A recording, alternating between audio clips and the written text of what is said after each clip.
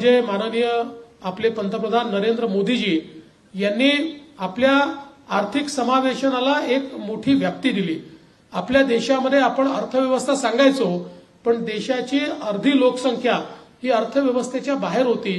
देशातले 50 कोटी लोक असे होते की ज्यांनी बँकेचं तोंडही पाहिलं नव्हतं, बँकेचा चेहराही पाहिला नव्हता आणि ज्यांच्याकडे बँकेचं खातं देखील नव्हतं।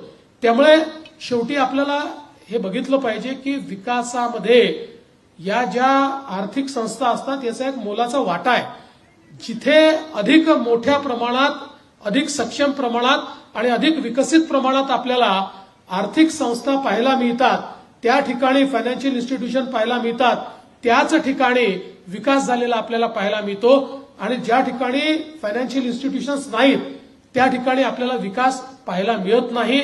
आणि म्हणूनच माननीय मोदीजींनी संपूर्ण भारतातल्या प्रत्येक व्यक्तीला फायनान्शियल इन्क्लुजनच्या माध्यमातून, आर्थिक समावेशनाच्या माध्यमातून या बँकिंग सिस्टीमशी जोडलं।